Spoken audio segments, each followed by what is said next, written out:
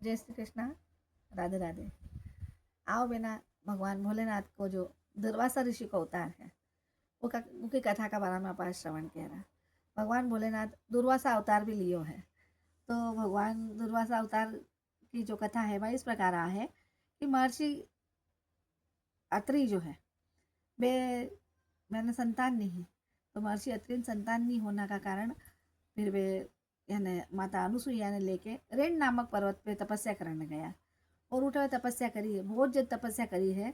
जब फिर भगवान ब्रह्मा विष्णु महेश तीन ही एक साथ व्याग ऊपर प्रसन्न हुआ है। प्रसन्न हुआ तो भगवान बोलिया कि बोले भगवान माने एक पुत्र की अभिलाषा है, माने पुत्र चाहिए बोले। तो माता अनुसुईया तो देखो कितना बहुत बड़ी सती है वे भी। तो भगवान ब्रह्मा विष्णु महेश ने वरदान दियो है कि बोले ठीक है, माँ को तीनी को मतलब माँ का तीनी का अंश बोले माता अनुसुईया का गर्भ में आई बोले और वहाँ जन्म लेवा। तो भगवान ब्रह्मा जी जो है वह का अंशु चंद्रमा जी की उत्पत्ति हुई है। भगवान विष्णु का अंशु दत्तात्रेय भगवान की उत्पत्ति हुई है और भगवान शिव का अंशु स्वामी दुर्वासा की मतलब ये दुर्वासा रूप भगवान शिव जी लियो है। अब देखो भगवान शिव जी को रूप है तो भगवान शिव जी उतना ही प्रेम मतलब उतना भोला भी है और उतना ही स्वभाव का तेज भी है। गुस्सा आना का बाद भगवान कोई ने नहीं छोड़े हैं। तो अब कही हुई कि एक नगरी में मतलब अम्बरीश नाम का राजा रहता है। तो जो अम्बरीश नाम का राजा जो हाँ मैंने मतलब बहुत ज़्यादा दानी हाँ, दानी भी हाँ और मैंने वह की मतलब जो धन संपत्ति ही मैंने मेरे को घमंड भी बहुत ज़्यादा हूँ। तो भगवान दुर्वासा ऋषि जो बन मतलब भगवान भोलेनाथ को जो दुर्वासा अवतार है वो मैं भगवान ने मालूम पड़े कि भाई ये जो अम्बरीश राजा जो है यानी यहाँ की संपत्ति को बहुत घमंड है। तो भगवान सोचो कि देखो भगवान तो सबको मद दूर करे है भगवान भोलेनाथ।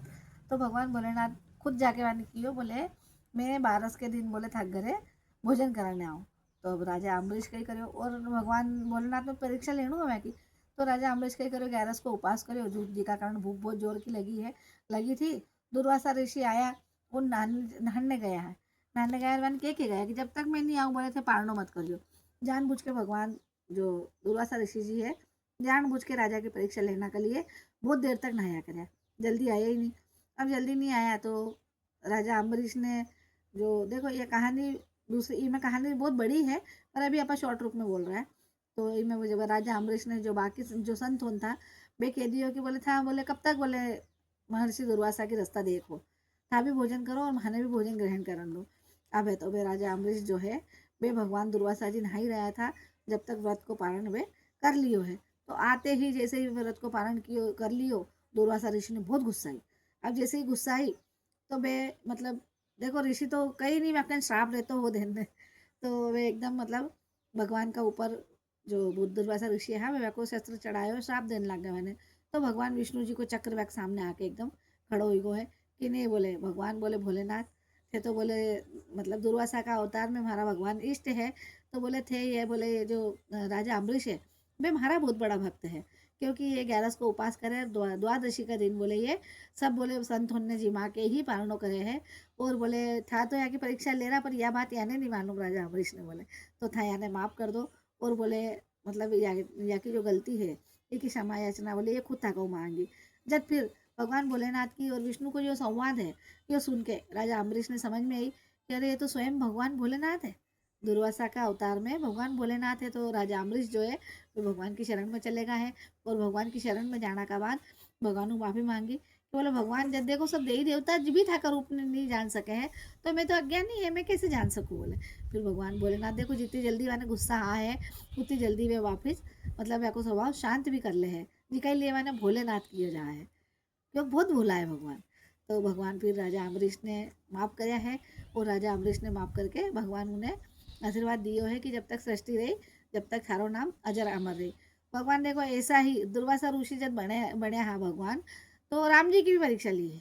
राम जी ने भी भगवान जब सीता जी राम जी को जब मतलब बैकुंठ सिधार हो कि जाने अब सीता जी तो चलेगा है सीता जी धरती ने विनय सुना के और धरती में चलेगा यह बात सबने मालूम है।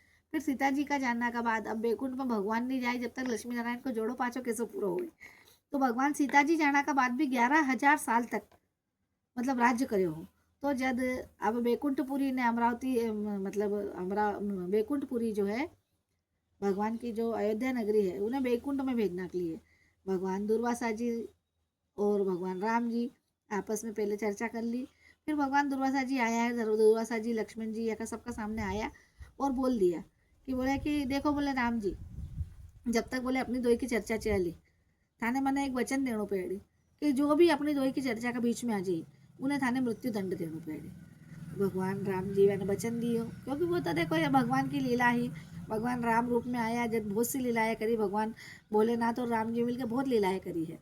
तो भगवान बारे आदेश दे दियो कि बोले जब तक दुर्वासा ऋषि को और मारो अंदर संवाद चली, वहाँ की बातचीत चली, जब तक अंदर कोई नहीं आना चाहिए। तो देखो भगवान ने लक्ष्मण जी ने भगवान यूँ तो नहीं छोड़ सकता था, तो लक्ष्मण जी को भी मनु भगवान ने त्याग करना था। तो कही हुई कि बारह संत आएगा, बारह संत आया है तो लक्ष्मण जी की कि नहीं माने बोले भगवान राम जी को मिलना बहुत ज़्यादा जरूरी है। तो लक्ष्मण जी तो भगवान राम जी का साथ है, 14 बरस वनवास भी करे हुए और लक्ष्मण जी कभी राम जी ने छोड़ता नहीं है। तो लक्ष्मण जी सोचा कि भगवान सबने दिए हुआ याद है, सबके लिए दिए हुए कि भाई जो माँ की बातचीत के बीच में आई उन्हें मृत्यु दंड मिली, भगवान मार लिए थोड़ी, बोले मारो भाई है, मन थोड़ी मृत्यु दंड दे। तो जो लक्ष्मण जी हाँ वे वह की बातचीत का बीच में चलेगा है तो भगवान दुर्वासा जी का ने देख लिया, दुर्वासा जी भगवान का ने देख लिया। भगवान भी दुर्वासा जी भी वह की परीक्षा ही लेने गया था भगवान राम जी की। जब फिर तो दुर्वासा जी कह दी हो कि बोले आप बोले भले ही चल लक्ष्मण था को भाई है, पर राम जी था मैंने वचन दिए हो कि अपना दोई का संवाद का बीच में जो भी आई मैंने था मृत्यु दंड दे हो। तो भगवान देखो राम जी लक्ष्मण जी ने मृत्यु दंड तो नहीं दे सके, पर राम जी ने मनु तिरस्कार कर दियो कि भाई जो चीज़ अपना ने भगवान यही कियो कि भाई अगर था कोई ने मृत्यु दंड देनु अगर है तो था उन्हें मृत्यु ज़्यादा बड़ो दंड यो है कि उन्हें अपना हिसाब अपना दिलू निकालो। तो भगवान मैंने लक्ष्मण जी ने मृत्यु दंड तो नहीं दे पाया, पर भगवान मेरे को तिरस्कार कर दियो। अब जब भगवान राम जी ही तिरस्कार कर दियो तो लक्ष्मण जी तो केवल राम और लक्ष्मण की तो जोड़ ही। तो इस प्रकार मतलब भगवान उठे भी दुर्वासा जी राम जी की परीक्षा ली है और मैंने अच्छा आशीर्वाद दियो। ऐसे ही भगवान कृष्ण जी की भी परीक्षा ली ही, ब्राह्मण रूप में आया और ब्राह्मण रूप में आके और भगवान का दान दक्षिणा लेके और फिर भगवान ने अजर अमर और शक्तिशाली बलशाली होना की मैंने आशीर्वाद दे के गया। यही दुर्वासा ऋषि जी न मतलब नदी में स्नान कर रहा था, तो वे निर्वस्त्र होकर स्नान कर रहा था। तो द्रौपदी जी देख लिया, तो द्रौपदी जी देख के मैंने हंस दिया कि बोले कि देखो बोले संत है महात्मा है निर्वस्त्र होके बोले नदी में स्नान कर रहा है। तो फिर दुर्वासा ऋषि लज्जित हुआ उस समय थोड़ा सा। तो फिर वह जो द्रौपदी जी हाँ वे की साड़ी फाड़ के और नदी में चीर जो को वो फेंक दियो, वो चीर लपेट के आके दुर्वासा ऋषि जी बाहर आया है। वो तो फिर जब मैंने दुर्वासा ऋषि जी मैंने आशीर्वाद दियो कि जिस समय बोले दुर्योधन और दुशासन का साथे बोले पांडव तने हार जाए उस समय बोले था यो मारो जो तुम मैंने चीर दियो है उस ये चीर को जो फल है वो भगवान श्री कृष्ण जी चुकाई। और बोले जिस समय थारो चीर हरण हुई भरी सभा में उस समय भगवान श्री कृष्ण जी आके बोले थारो चीर बचाई। यो आशीर्वाद भगवान मैंने दुर्वासा जी दियो है।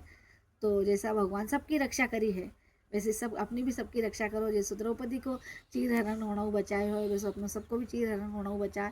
जैसे राम जी ने वरदान दियो वैसे अपना ने भी सबने दे। भगवान भोलेनाथ जैसे सब पे दया दृष्टि बना के रखी वैसे अपना पे भी सब पे बना के रखे। बोलो ओम नमः शिवाय।